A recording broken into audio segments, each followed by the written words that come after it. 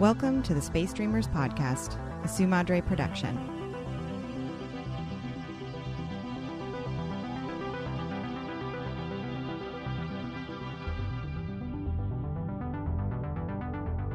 Hello, Space Dreamers, and welcome to another super exciting episode of the Space Dreamers podcast. This is yet another installment in my series of interviews with indie game developers worldwide, it turns out, apparently. Today, we are speaking with GrimTalin. GrimTalin is the developer of the indie game The Adventures of Elena Temple, which I discovered and purchased and played on my Nintendo Switch. It is a totally awesome game. When I played it, I didn't really know what to expect. And right when it starts, it totally sucked me in. It's a very awesome combination of sort of like meta storytelling about a fictional game developer who makes this game called The Adventures of Elena Temple. And you get to play this game on all different types of old school gaming consoles that kind of appear on the screen while you're playing it. All these details will be explained in the interview. It's a really cool game, really, really, really creative. So I felt the need to hit up GrimTalin, the developer, and I did, and he agreed to be on my podcast. So here we are, and you're about to hear a very awesome interview. So GrimTalin is, as I said, the developer of The Adventures of Elena Temple. He is based in Romania, which is very cool. I've interviewed people from all over the world now. I didn't really expect that, but here we have someone from Romania, so that's very awesome. If you want to learn more about GrimTalin, you can go over to his website. That's www.grimtalin.com, and that's not spelled the way you would spell the claws of a bird. So it's GrimTalin. So grimtalin.com. You can also check him out on Instagram at GrimTalin, spelled the same way, no spaces, no symbols. And also he's on Twitter at GrimTalin. Again, no spaces, no symbols. My favorite part about doing these interviews with indie game devs is all the things that I learn about, as I've mentioned, alternative forms of storytelling, but also just the indie gaming industry in general. I mean, I know that this is a science fiction literature podcast primarily, but I love exploring, other forms of storytelling, and video games are a often overlooked form of storytelling. So I hope you guys are enjoying this. If you're listeners, if you're longtime listeners. So as I mentioned, I played The Adventures of Elena Temple on my Nintendo Switch, but you can also get it on Steam, and you can get it on the Xbox. So definitely check it out. It is totally awesome. As a AAA gamer and an indie gamer, I found it to be just an awesome game. It's quirky, it's weird, it's different, and if you like quirky, weird, different things, you're going to love it. I don't want to spend too much more time explaining things. I think the interview speaks for itself. GrimTalin, he's a very cool dude, and he makes very cool games, and he taught me a lot, and we had a very cool conversation. So without further ado, please join me in welcoming indie game developer, creator of the very cool Adventures of Elena Temple, GrimTalin. All right, GrimTalin, please say hello to my audience, and if you wouldn't mind, could you give us the elevator pitch for the game, The Adventures of Elena Temple? Sure. Hi, everyone. It's lovely to be in this podcast. And The Adventures of Elena Temple is a monochrome platformer that simulates sort of what it was like to be a gamer back in the 80s. It's basic, so to speak, on a gameplay level, as in, similar to how games were back then. They didn't have very complex mechanics or systems or sprawling narratives or, super immersive visuals.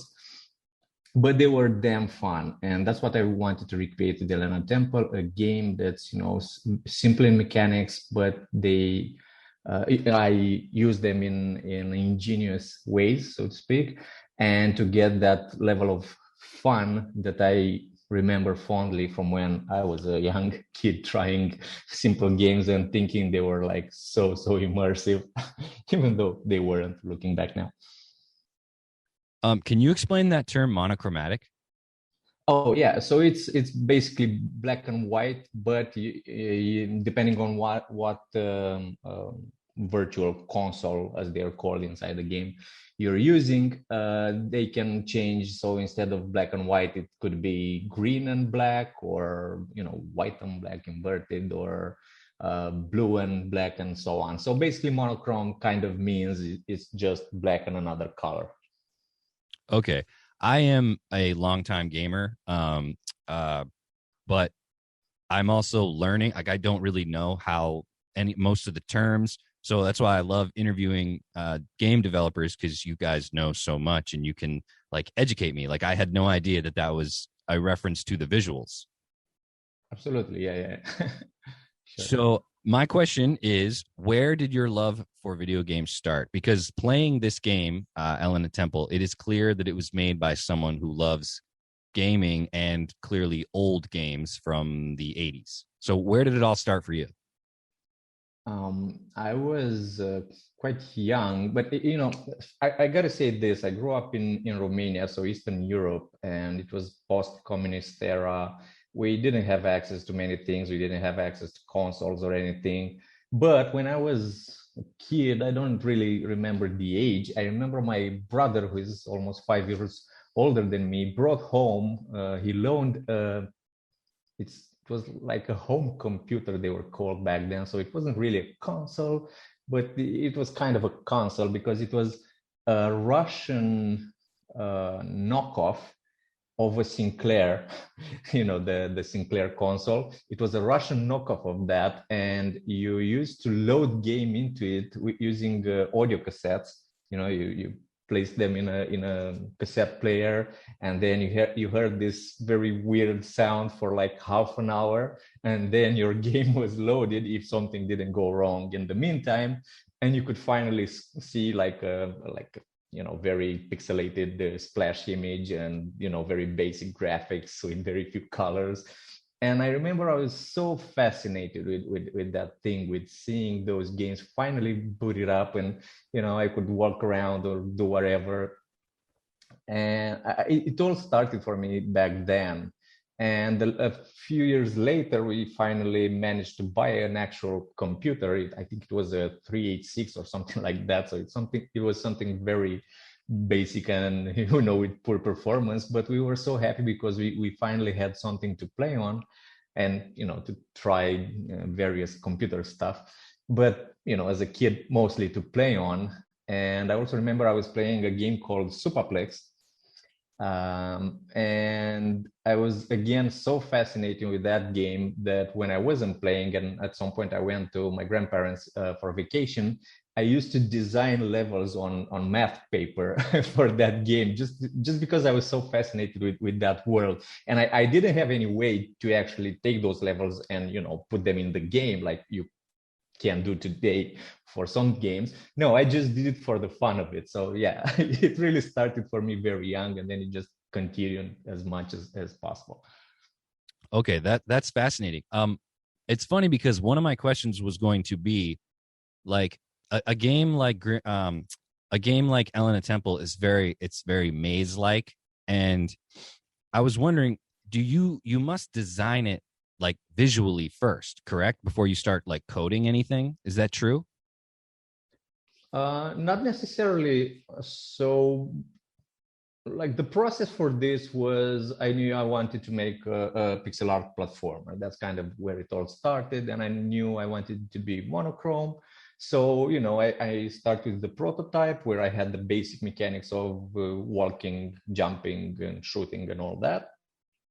And then I started to think the mechanics, the actual mechanics. Like I implemented the coins, the pots that you shoot to get coins out of, and enemies like the scorpion and whatnot. So once I had a few of these basic mechanics, then I started to actually design the rooms in the dungeon. So I sort of split my map in 4 main areas. And once I had like 4 or something basic mechanics, I started to design rooms for one of that area.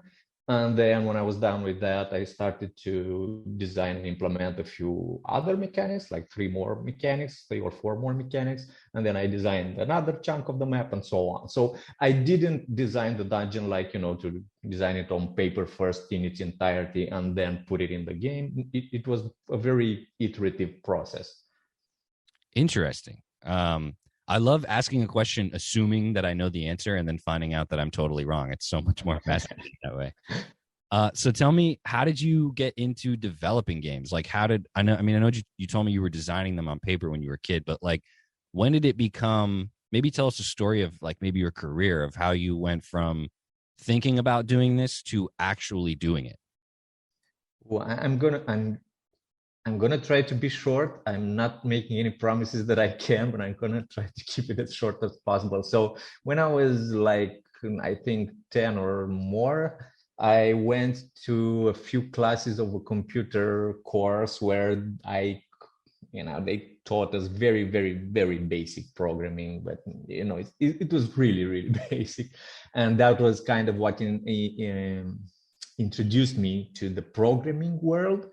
And after that, I couldn't keep going to those classes for whatever reasons. But I remember that after that, it was pretty clear for me and my mom also that was kind of the path I want to take to go to a high school that focused on math and programming and science and computer science and all that.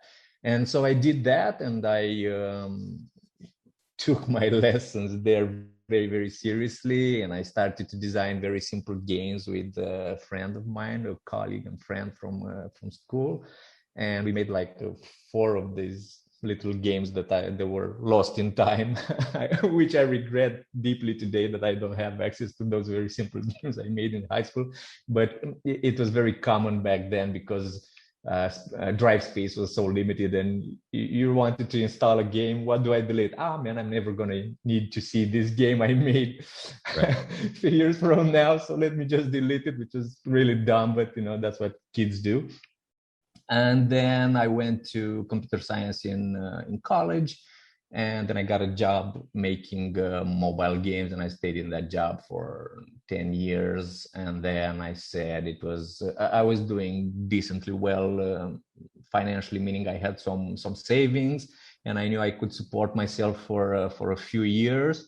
And I said, okay, this is probably the best time I'm going to get in this life to actually try going indie and try to making some games and a tiny business on my own. And so I did that, and I'm here 3.5 years later, and I hope I can keep going for a few more years. So that's pretty much what my career looked like so far. Well, that's very interesting. And no, that wasn't too long of a story. I love details. And so thank you for getting into that. So I'm curious now, especially because you mentioned your mom, how much of the developer within Elena Temple, like how much of that is based on real life? Like, is the developer who made Elena Temple within the game, The Adventures of Elena Temple, that's completely fictitious, right? It is. I mean, it's definitely not me. I had that support, especially of my mom and all that. But it's sort of fictitious and not really, in the sense that developer is kind of your average indie developer that doesn't maybe really get the support of his family or peers, or that don't think that game development and gaming are something that you should pursue in life, and they find it to be kind of shallow activities and whatnot. And I had friends and colleagues at work that their parents were asking them, okay, so when are you going to get a real job? And these were guys with a lot of experience. They were seniors at their art, at their in art and in programming. I was lucky not to have this kind of parents, but I had met a lot of cases where that was the case.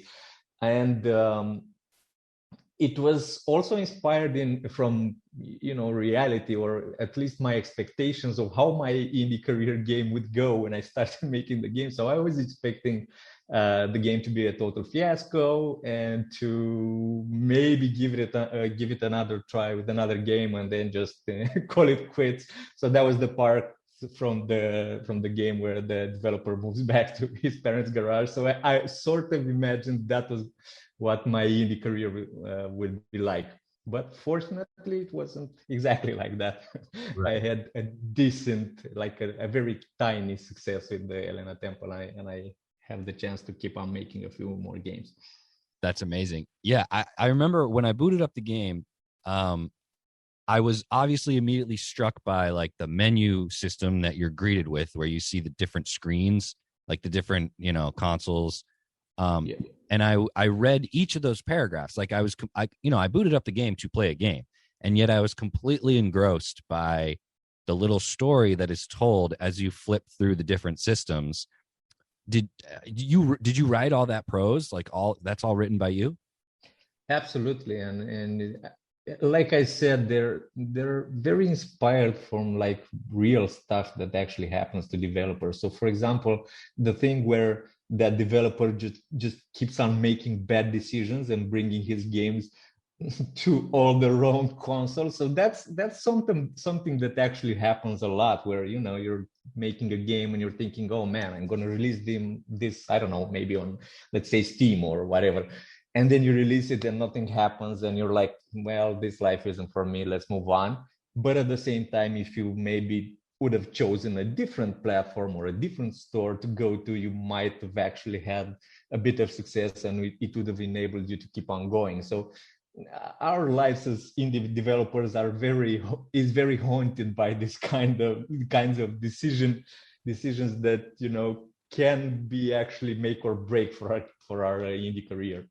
Yeah, it's very refreshing to read those and to realize like how actually kind of funny they are. Like it's very tongue in cheek, but at the same time, I think it's pretty obvious that it rings pretty true, and it's written by someone who knows the industry and like the hardships. But what I appreciate is that you put like a pretty funny spin on it. You know what I mean? Absolutely. That was my intention, and I'm really happy that you enjoyed it. Yeah, I thought it was hilarious. I mean, the game itself is super fun, like running around the mazes and stuff, and the dungeons is fun. But I mean, before I even got in the game, I was basically enamored, if you will. That sounds really, really good.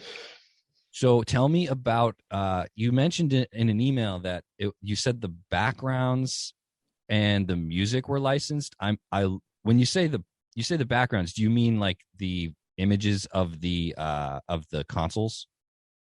The images of the consoles were like, so they're very inspired from reality. Right. So, for example, the Som Toy consoles, which are basically Game Boy and Game Boy Advance. Right. So I just took those the way that those consoles look, and then I tweaked them a bit, to not go into copyright issues and whatnot. Right. And then other stuff like the displays or monitors or whatever they're called, or the TV. Those were also, I think, some of them were assets that I took from other people, who make 3D models of these sort of things. And then I took them and I also modified them a bit to fit my narrative and what I wanted in the game. But mostly what I'm referring to, the backgrounds, are like the rooms that are behind the console. So those are actual pictures. I think I got them from Shutterstock or whatever. Okay. And then I modified them a bit again to fit the game, because first of all, I don't really have the skills to make that kind of graphics. And second of all, as an indie developer, you need to make like the best decisions that can get you to the results, in a good way and in a cheap way. So that was like the best way I could approach that, the backgrounds. Well, you nailed it in terms of like it being immersive. I mean, I had a Game Boy. I'm not necessarily old enough to remember like the gaming that was going on in the 80s, but like the Game Boy and stuff, it's totally reminded me of me sitting on my couch when I was a kid playing Game Boy. I was like, this is just what it was like. Tell me about the music though, because the music is amazing, I have to say. I know, yeah, I really love that music too. And so there's a lot of places that you can license music from, and a lot of people does that. Some do, yeah, a lot of folks do that.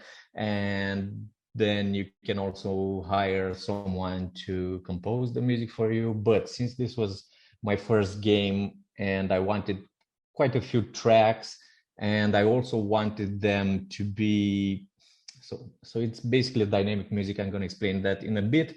So the best solution for me was to actually license them, and they were from the Unity asset store, where you can find all sorts of assets and music and sound libraries and all that.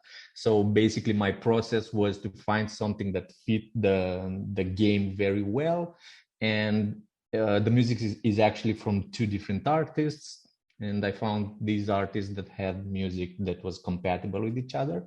And to go back to the part where it's dynamic, so basically, and I'm not sure even if this is something that most players notice, but for example, the music, it changes loops depending on what sort of elements are inside the room. So basically, if you're in a room with snakes, you might hear some loop that is kind of specific to the snakes. And then if you go out of the room, and the moment where the loop changes, it will change to something else, like for, I don't know, for spikes or something like that. But when you're actually in the game and you're listening, it just gives you the feeling of a continuous track, you know.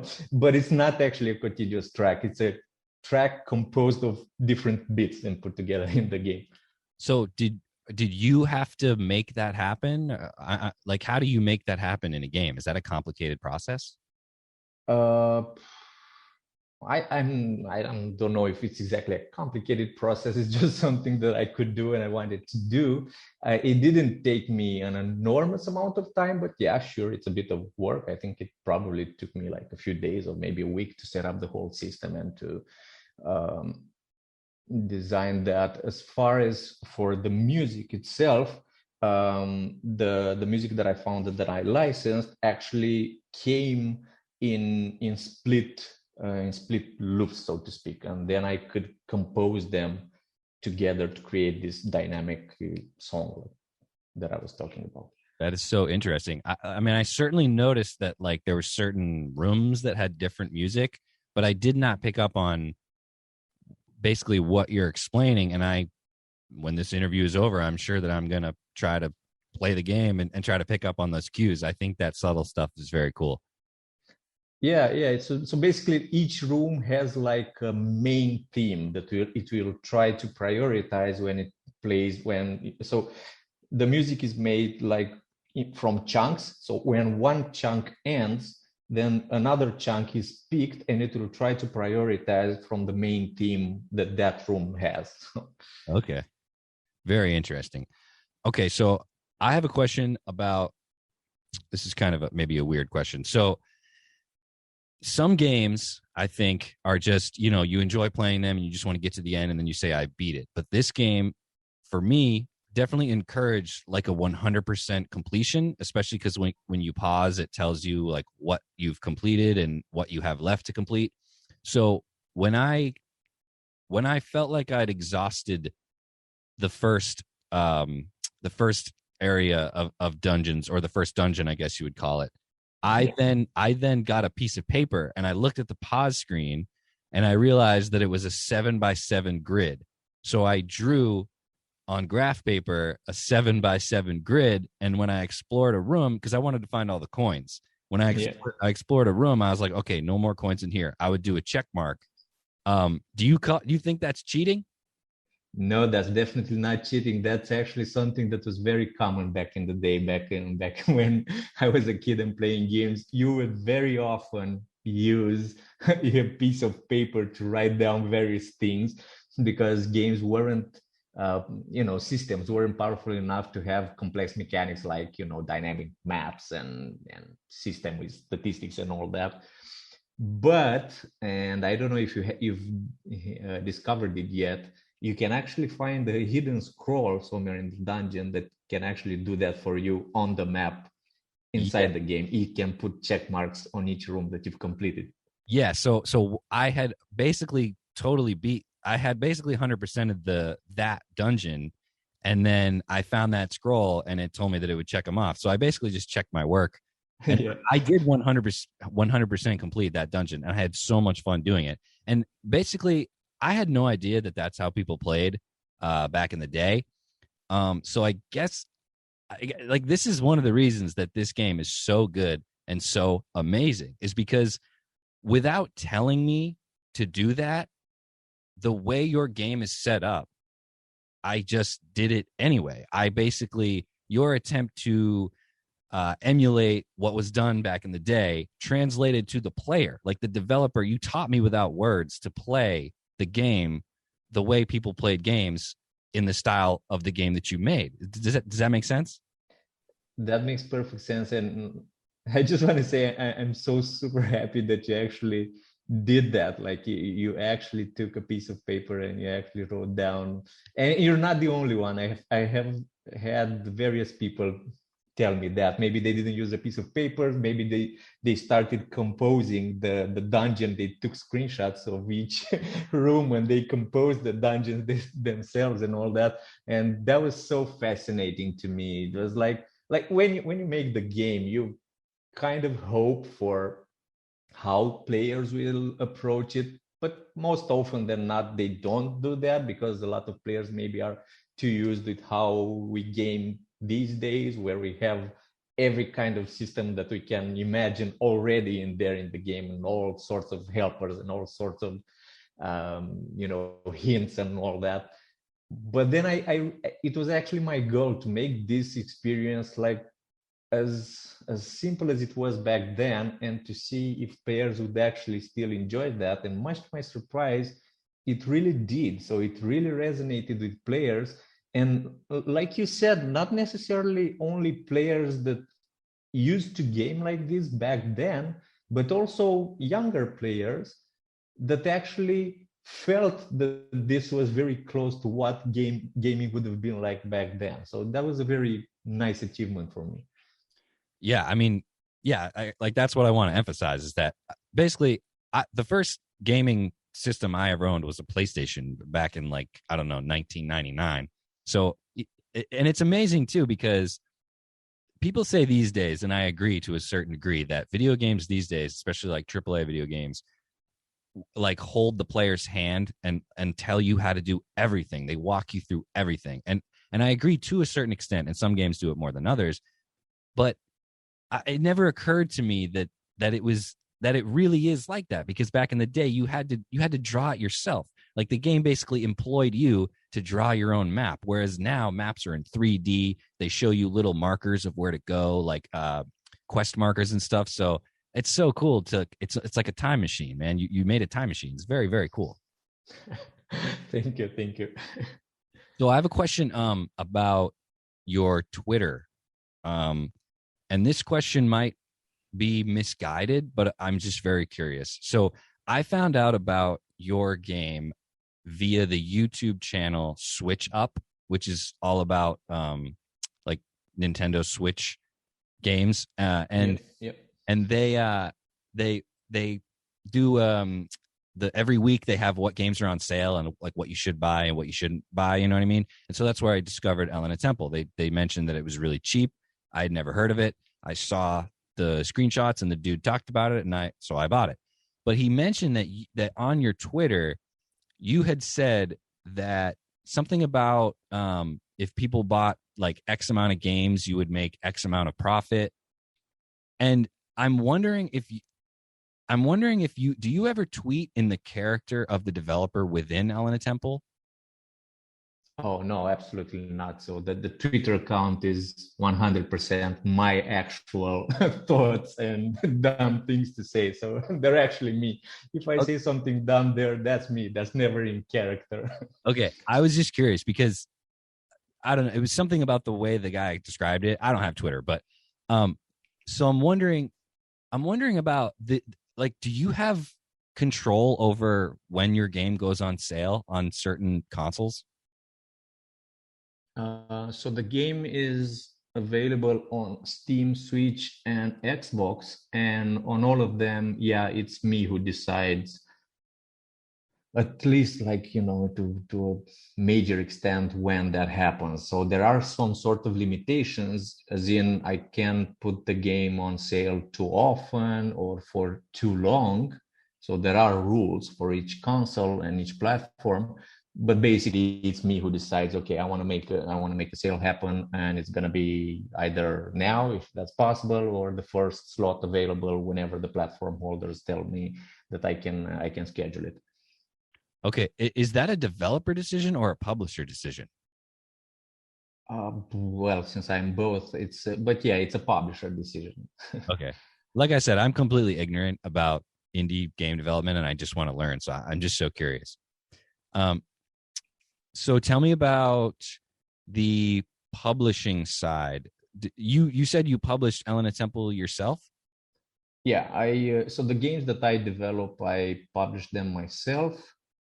Well, at least it was the case until now, and it's probably going to be the case for like the next game or next few games.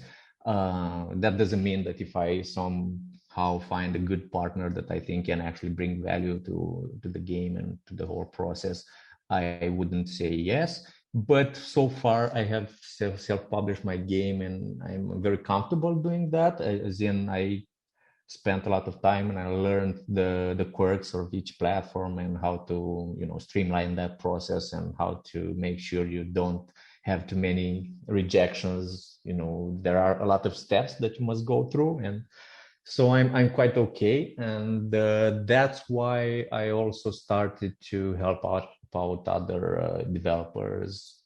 Not too many so far, but you got to start somewhere. I've helped them also publish their games because either they didn't have a dev kit or they didn't have the experience to make the port from their PC game to the console. And so I did help them with that and all the publishing process and all the approvals and all the, everything that this publishing stuff entails. And yeah, also the sales and all that, that's mostly me that decides, but of course always with prior agreement from the developer that they want me to handle that sort of stuff. So yeah. Okay, it's very interesting. Everyone that I've interviewed so far have not been the publisher, and so I just love getting other perspectives and other like ways of navigating the indie game industry. So that's very cool. Thank you for expanding upon that. So tell me about your newest or your most recent game. Would that be Last Days of Lazarus? That's the one that I'm working now. I've recently released long ago a puzzle tale, so which obviously it's a puzzler, and it's again available on Steam, Switch, and Xbox One. And as for Last Days of Lazarus, this is something that the developer, Darkania Works, which is incidentally also a solo developer. And he has been working on this game for almost 2 years now. But I was with him almost from the start. He's a local developer from here, and we meet up regularly and talk over coffee and whatnot. So I've been pretty close, and I did tell him that if he needs my help, I will help him publish the game, and I helped them with various suggestions and whatnot. But at some point, we did come to the agreement that I will also help him with part of the development and to help him improve everything that's related to the user experience and to go over the game design and all that. And I think it's a very fruitful collaboration, and I'm super, super happy with how the game is turning out. We initially thought we would release last year, but a lot of stuff happened, and I did have some health issues myself too, and it's been a complicated year all around for all of us, hasn't it? Right. So we had to we had to delay, and we also took the decision that we want to invest a bit more time and to make sure the game comes out really great, and all, the experience overall is really nice, and it really empowers the narrative that he is so good at making, and all the world building that he did and all that. Yeah. So I will be publishing that so we're going to start with Steam, and then we're going to go to either Switch or Xbox. We'll see how things go. And then finally, we'll see if we can also maybe bring it to PlayStation 2 at some point. Yeah, so if you're listening to this and you're curious, it's on the GrimTalin website, and it looks really, really cool. I don't know much about it beyond what you've told me and what's here, but like visually, like you said, the world building, it looks like there's some sci-fi horror happening. It looks very, very cool. Yeah, so the game is like horror, although it's very strongly put horror. It's more like a psychological thriller or something. Adventure game, so it's mostly focused on narrative and the simple puzzles and all the story and the characters and this mystery, because Lazarus is kind of a shady person who comes back to his sister after their mother has died under suspicious circumstances, and when he comes back home, his sister isn't there to wait for him, and then he just keeps on jumping from story twist to story twist, trying to figure out what's going on and trying to dig up more of his family's past, and especially what happened with his father that abandoned them when they were kids. And you go through this mystery game and try to figure out how everything pieces together. Yeah, it looks very cool. And are you currently based in Romania? Yep. Yes, I've always worked from here. Yeah. Very cool. It's just funny when you learn about people and then you look at their work, you're like, oh, that makes sense, because it says set in a post-Soviet Eastern Europe.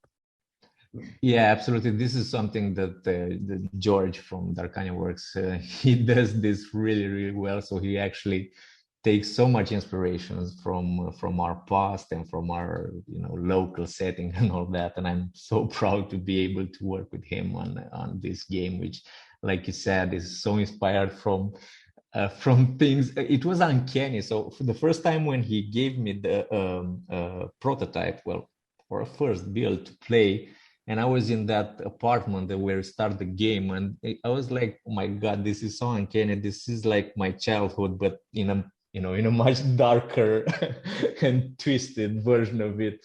But it was so weird for me to experience that place, because it was so grounded from our weird reality. Yeah, that's very cool, because people often look to literature or highbrow film that you could learn about other cultures or other parts of the world, and here we are. This is an indie video game that will give you a perspective that I've never really been given, I don't think, ever. So that's very cool. Yeah.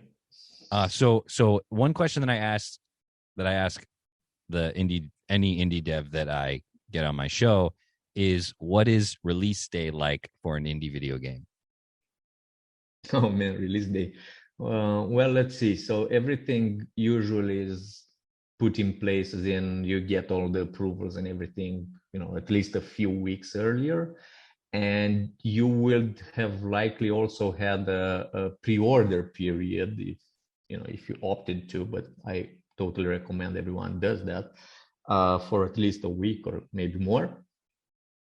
So there should already be a little buzz around the game before a release day, and then when release day comes, it's mostly just replying to people and answering mails and the Twitter messages and all that, and commenting on whatever posts you're lucky to have people write about your game. So yeah, it's really fun. It's probably one of the best days, because on one hand, you've kind of sort of finished the game, and it's there and it's live and it's in people's hands and it's material, so to speak. But at the same time, you don't have to worry yet if it's actually successful or not. You don't have access to any kind of sales data yet. So you can just really enjoy that day and talking to people who are actually trying it, or to members of the press who want to, they want a code to review it, or maybe they are already releasing their review if you sent them a code earlier. So it's a very nice experience, especially if the reviews are decently good. If you have bad reviews, I imagine it's not such a great experience. But I've been lucky so far that my reviews were at least decent. They were good, or if they critiqued something about my game, it was something it was something that I agreed with. So yeah, for me it was really, really nice. Each release day is really nice for me. It's a nice experience. Very cool. And when you released it in 2019, correct? So are you referring to Elena Temple? Yes. Yeah, Elena Temple was released in 2018. So on Steam in March, on Switch in May. And then I released on Xbox in 2019. Okay. Why is it not on PlayStation? Oof, that's a very painful question for me. Okay. So it's very painful because I've been trying to put it on PlayStation for so long, but I just can't seem to find the time to actually invest into porting the game. So it's, go through all the documentation and all that. So I do have the dev kits. I've been registered with them for from 2018 actually. I've been registered with them. It seems like it's always I have something else to do, and something that can actually come to a conclusion faster. And it was either publish some other developer's game, or then I really needed to continue work on my game, on the puzzler game I mentioned earlier.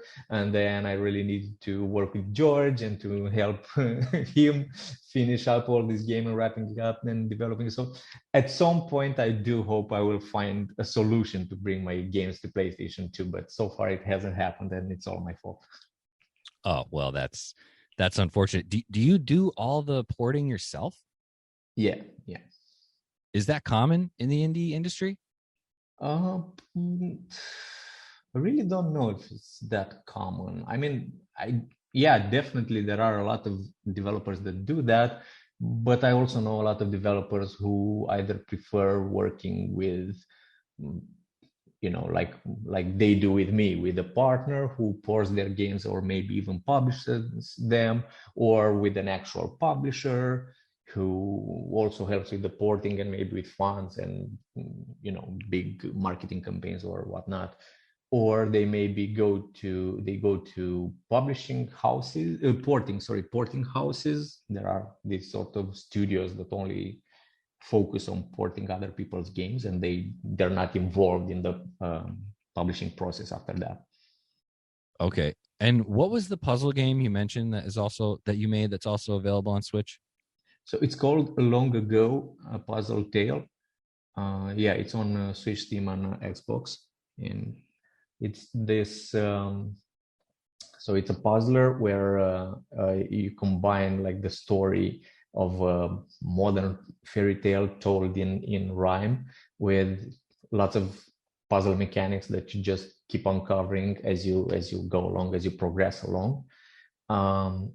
It's fully voice acted. It has 5 chapters, each with its own visual theme. So you have like summer forests, or mountain forests at night, or the desert, or towns and whatnot.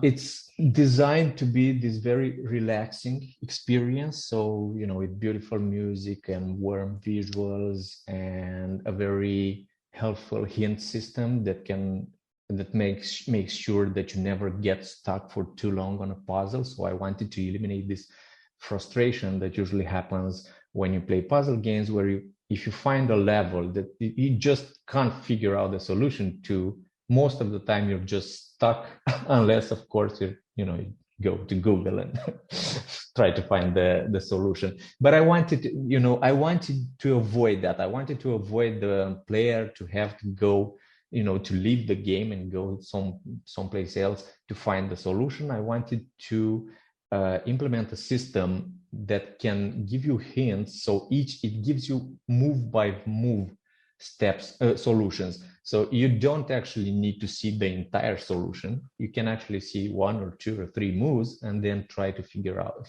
yourself how to carry on.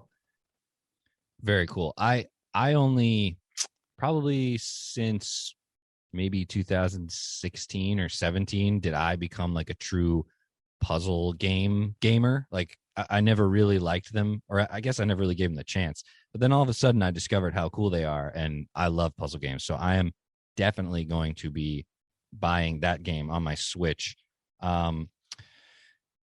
So I guess I don't really have any more questions.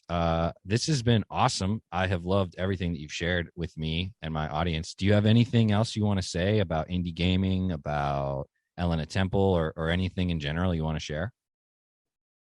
So first of all, I want to thank you for having me, and it's been really fun to talk a bit about my experiences, and I hope I didn't stutter too much, because I know I do have that tendency when I get excited and try to tell a story, I kind of get in my own way at some point. So sorry if that happened too often. As for indie gaming, it's really awesome for a very tiny developer like myself to actually talk to people and to actually have people like you who describe, like you did before, they describe, how much they enjoyed it, or a feeling that they got out of those games. And that is such an amazing feeling. And it's sort of, I know it sounds corny, but it is what keeps us indie developers alive, because a lot of the times sales and money that we make from these small games that we make is not that much.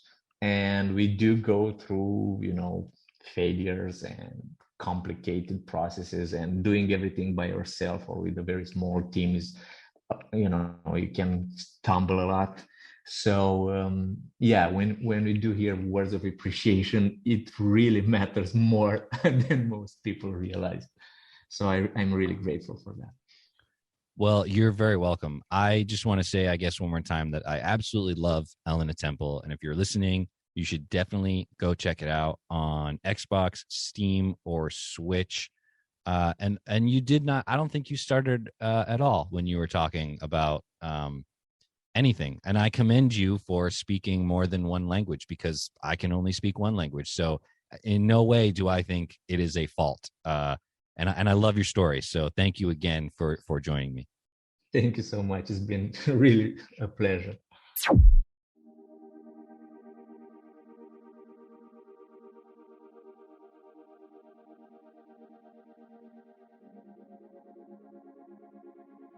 All right, that wraps up the interview. I really hope you enjoyed my conversation with GrimTalin. I cannot say thank you enough to GrimTalin for joining me and discussing his process, creating games. He really went into a lot of detail, and I'm so thankful and grateful for people like him, developers like him, who like to share their story. I had so much fun talking with him, and I hope you as the listener enjoyed as well. I'm going to go through one more time how you can get in contact with GrimTalin and check out what he's got going on in the future and currently. He is on Instagram at GrimTalin, GrimTalin. Also on Twitter at the same handle. And you can find him on the internet at his website, www.grimtalin.com. So go ahead, check him out, check out his games. At the time of this recording, I downloaded that puzzle game long ago. I love puzzle games, so I'm really excited to check that out. And also, he's got stuff coming up. As he mentioned, the Lazarus game sounds really cool. I'm looking forward to that. You can find me on Instagram at The Space Dreamers, so go ahead and check that out at The Space Dreamers, TheSpacedreamers. That's where you'll find me. And of course, you can check out The Adventures of Elena Temple on Xbox, Nintendo Switch, and Steam. So go ahead, check it out. Please support him and his awesome creative endeavors in the indie game world. And that about wraps it up. One more time, thank you so much, GrimTalin, for joining me and having such a cool conversation. And to everyone listening, thank you for joining us, and keep on dreaming.